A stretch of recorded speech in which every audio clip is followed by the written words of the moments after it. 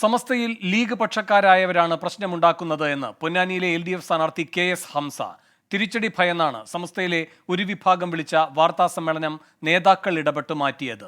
പൗരത്വ നിയമത്തിനെതിരെ ഇടതുപക്ഷമാണ് ശക്തമായി പ്രതിഷേധിച്ചത് എന്നും KS ഹംസ പറഞ്ഞു. പൊന്നാനിയിലെ LDF സ്ഥാനാർത്ഥി KS ഹംസ 24-നൊപ്പം ചേരുകയാണ്. ഇന്ന് നിശബ്ദ പ്രചാരണമാണ്. എന്താണ് ഇത്ര ദിവസം പ്രചാരണത്തിന് എന്താണ് നിങ്ങളുടെ ഒരു പ്രതീക്ഷ? എന്താ?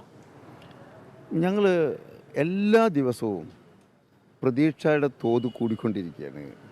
വിജയത്തിൻ്റെ ശതമാനം കൂടിക്കൊണ്ടിരിക്കുകയാണ്.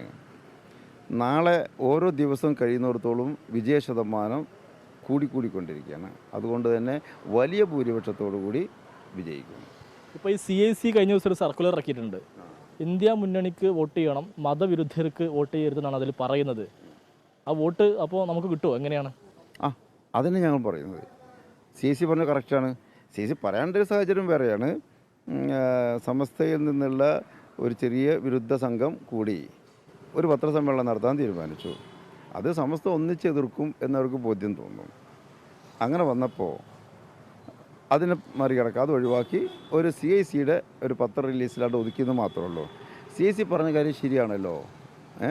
ആളുകൾക്കറിയാമല്ലോ ഏതാണ് മതവിരുദ്ധരെന്നുള്ളത്. ഇപ്പോൾ ഈ ലീഗിൽ നിന്നും സമസ്തയിൽ നിന്നും അത്യാവശ്യം വോട്ടുകൾ താങ്കൾ പിടിക്കുമെന്ന് പറയുന്നു. അതിൽ നിന്നുള്ള അടിയൊഴുക്കുണ്ടാകുമെന്ന് താങ്കൾ വിശ്വസിക്കുന്നുണ്ട്. അപ്പോൾ ഈ PK കുഞ്ഞാലിക്കുട്ടി പറയുന്നത് ഈ സമസ്തയും ലീഗും തമ്മിൽ തെറ്റിക്കാനൊന്നും ആര് വിചാരിച്ചാലും നടക്കില്ല എന്നുള്ളതാണ്. അല്ല, അതന്നെ ഞാനും പറയുന്നത്. സമസ്തയും മറ്റ് രാഷ്ട്രീയ പാർട്ടികളോ തമ്മിൽ തെറ്റിക്കാൻ ആര് വിചാരിച്ചാലും നടക്കില്ല. കാരണം സമസ്തയുടെ രാഷ്ട്രീയം എന്ന് പറഞ്ഞാൽ അത് ഇഷ്ടമുള്ളവർക്ക്, അണികൾക്ക് ഇഷ്ടമുള്ളവർക്ക് ഇഷ്ടമുള്ള രാഷ്ട്രീയം സ്വീകരിക്കാമെന്നാണല്ലോ. അപ്പോൾ ആര് വിചാരിച്ചാലും ആ നയത്തെ തെറ്റിക്കാൻ പറ്റൂല. അങ്ങനെ നെഗറ്റീവ് അങ്ങനെയാണ് എടുക്കേണ്ടത്.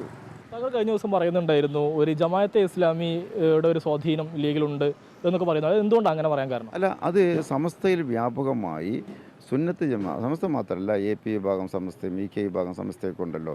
ഭൂരിപക്ഷ മുസ്ലിം സമുദായത്തിൽപ്പെട്ട ഘടകങ്ങൾ, അവരുടെ ഉള്ളിൽ വ്യാപകമായ ഒരു പരാതിയാണത്.